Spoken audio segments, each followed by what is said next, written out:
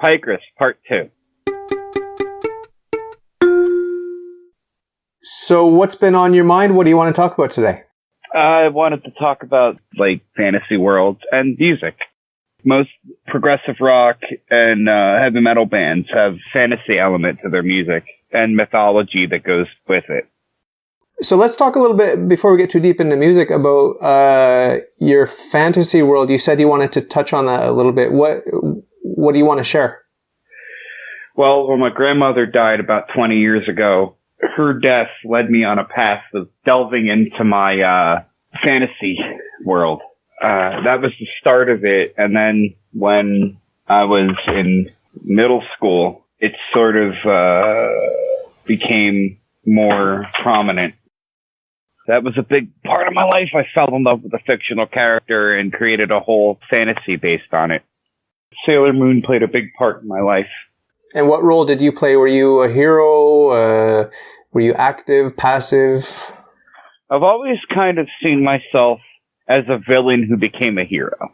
Playing the villain doesn't appeal to me at all anymore. So I've become the hero. Did you ever play Dungeons and Dragons or other games like that?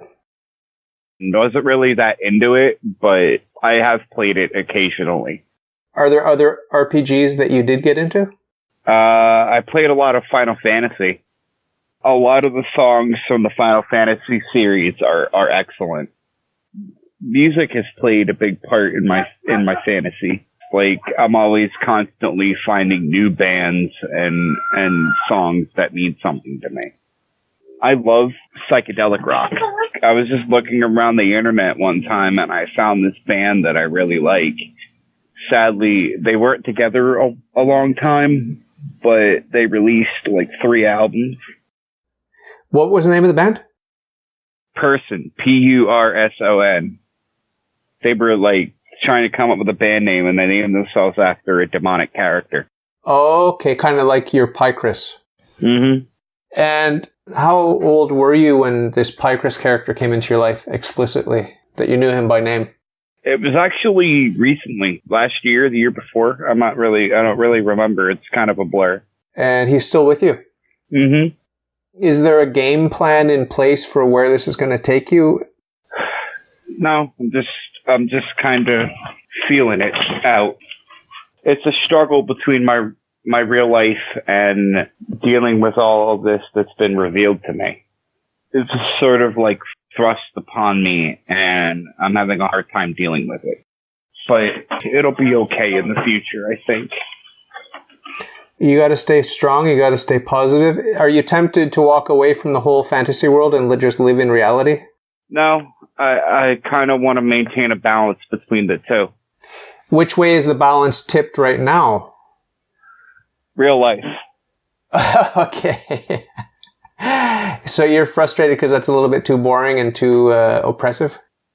A little bit, yeah. All the music I listen to helps me through it, though. I think there's something going on behind the scenes. Because depending on the band, it seems like there's songs that are almost written about me. They don't mention Pykris by name?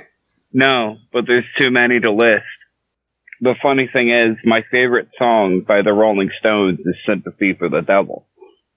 One of my friends has it set as the ringtone for me when I call. So you feel a little bit privileged in the role that you think has been thrust on you, right? I don't feel privileged at all. I just feel like I have a duty to uphold. Taking care in defense of the lost and the damned.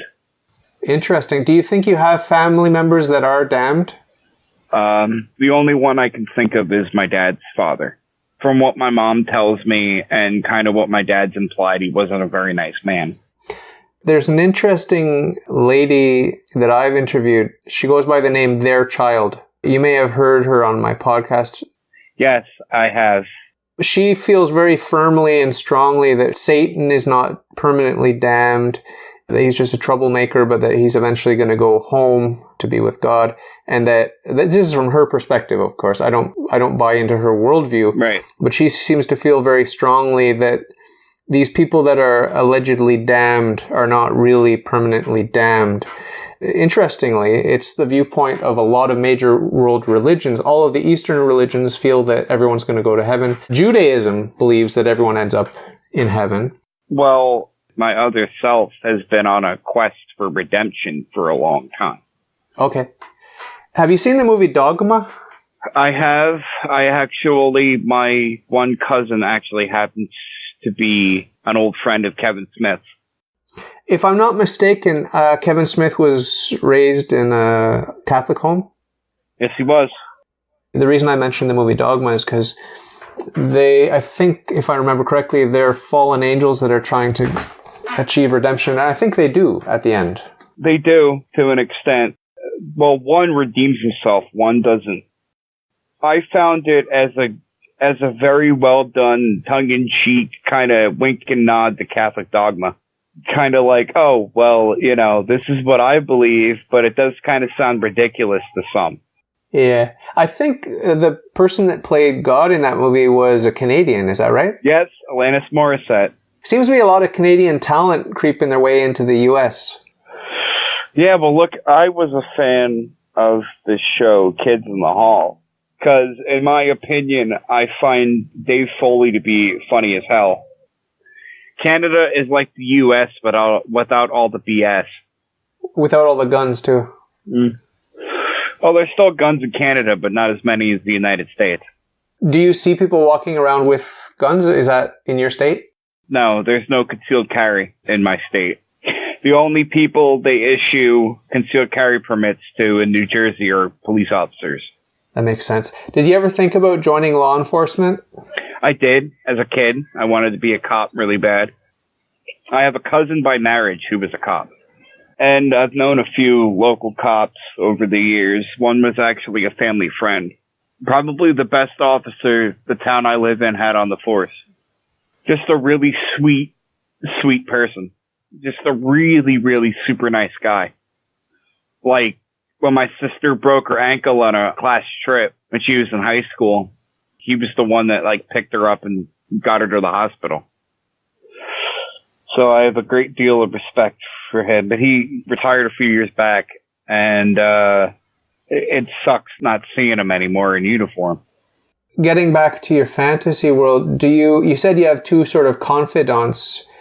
They pretty much know everything, or you keep part of the story private and secret? They pretty much know everything. Do they have similar experiences? Yes. Both of them, yeah? Both of them. Well, that's what you need. You need someone that can listen and understand, right? Right. Have you helped them on their journey? Mm-hmm. Big time. A lot of people don't have that, a friend that understands, No, not a lot of people have that, but I have a couple, so it's not all bad. Count your blessings. Exactly. Do you ever think about the overwhelming sadness of the humans that are isolated, lonely, sick, depressed, suicidal? Do you ever think about just people that are in trouble, that are lonely, that are isolated, that are, if you step back and look at the world, there's a lot of sadness and tragedy, huh? Yeah, and I feel really sorry for those people. I wish I could help them all. Yeah, that's a beautiful sentiment. I share that sentiment with you. I always say that people who are the saddest, when they smile, they have the brightest smiles.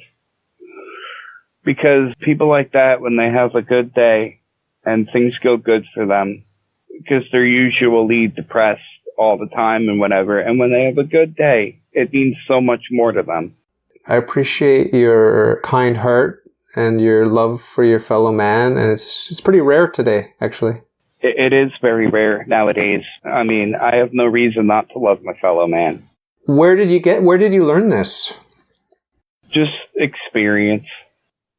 I was bullied a lot when I was a kid, and it just made me appreciate people more. Like, people who cared about me, it made me appreciate people more. That's a strange thing, the bullying. Well, usually people who bully have deep-seated issues. I've never bullied anyone. Ever. I was always the victim of bullies. just because I was different. I'm on the autism spectrum. And, you know, as soon as certain people see someone who's different and acts different than them, they automatically assume you're like stupid, or they see you as weak or something, and they just have to swoop in and cause you problems. What pisses me off too is that when a kid stands up to a bully, it's the victim's fault. I don't subscribe to that. If you have a bully that's on your case all the time, fight back. Don't get violent, but fight back with words. Don't be a victim. Have you read a lot of Stephen King? Because Stephen King talks a lot about the sort of underdog. He does. A lot of his books have to do with being the underdog. Like It, the kids that fight back against It, they called themselves the losers because they were, you know, kids who were bullied and stuff. Was Stephen King bullied as a child? You know, I would suspect that probably he was. Are there big name heroes in the autistic spectrum community? Dan Aykroyd, also a Canadian. He has Asperger's syndrome. Is Asperger's a severe form or a mild form? It's a mild form. It tends to be on the higher functioning end of the autism spectrum. I mean, like, I've had IQ tests over the years, and apparently my IQ is 160. Okay. The fantasy world I created, it helped me through a lot of tough times. Like, I've had a few deaths in my family in the past 17 years. It's one of my coping mechanisms.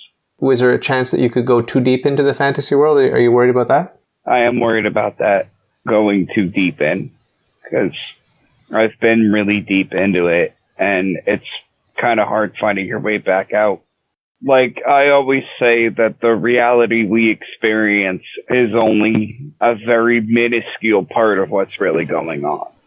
It's like less than like 1/10 of the actual reality, what we experience day to day. There's a fine line between genius and insanity. I've seen both sides of that coin. Some mental illnesses have a supernatural component to them. The one that I always say has the biggest supernatural component to it is schizophrenia. I was diagnosed as having it. Schizoaffective disorder, which is essentially bipolar disorder with schizophrenic features. Hallucinations, delusional thinking, stuff like that. But, you know, even when I've had my episodes, I've never really been delusional. It's like whenever I try to explain myself to them at the hospital, they automatically assume I'm like stupid or something. Like, you don't know what you're talking about. You're mentally ill. Psychiatry has gotten out of hand. To me, it seems like it's starting to creep into people's everyday lives. Like, you can't say anything or do anything or you'll be labeled mentally ill. The last time I went in the hospital, they couldn't even distinguish between me messing with them and an actual episode. They called the cops. They put me in a cop car. They drove me to the hospital. And then when I got to the hospital, it got really weird. They said, "Oh, you need to strip naked or whatever." And I'm like, I vehemently refuse this. This is a violation of my rights as a human being. And they sent these two big burly guys over to me to intimidate me into doing it. So as I've progressed in this, it's been 3 years since the first incident, and I've become vehemently against psychiatry in almost all of its forms. The early days of psychiatry were horrible. They'd put people in hospitals, just literally leave them there with nothing. And they, you know, electric shock therapy and lobotomies and stuff like that. To me, it's crimes against humanity is what it is. Like, I wish I could go back in time to whoever decided that lobotomies were okay and punch them in the face. Have you seen One Flew Over the Cuckoo's Nest? Yeah. Well, now, if they had somebody like Nurse Ratched in a hospital, she would have been fired on the spot. She had no compassion. And I think that's what's lacking in psychiatry today is the staff usually has compassion, but the doctors have none. It almost seems like a lot of the psychiatrists are sociopaths. I find it kind of scary, actually. How could somebody with sociopathic tendencies become a doctor trying to help people with their mental issues? One of my friends always says that psychiatrists are probably the most mentally ill people in the world. They're fighting their own demons, so they have to project it onto other people and hurt them for being different, thinking different, acting different. Biopsychiatry, like where everything is a chemical imbalance stuff, that apparently has its origins in Nazi Germany. It's not all of them. I had one when I was a kid that was really, really, really good. He was a nice guy, and he helped me through a lot of stuff. But as I got older, I started realizing that a lot of them are full of shit. Literally, I think it's the DSM-5 is the newest version. It literally has almost every human behavior labeled as a mental illness. It's scary. Like, they can literally imprison you against your will for being different. I'm on anti-psych forums all the time. And just like reading people's horror stories. And it's not cool. They put people on these psych drugs that they don't really know the long-term effects of. And that's not good. No. So what would you say, just as a sort of final wrap-up, sort of on a more positive note? Well, just be positive. Don't let the negative affect you at all. I mean, you got to acknowledge the negative and you got to face it head on, but don't let it consume you. In my closing statement, if you hear a good song, crank it up.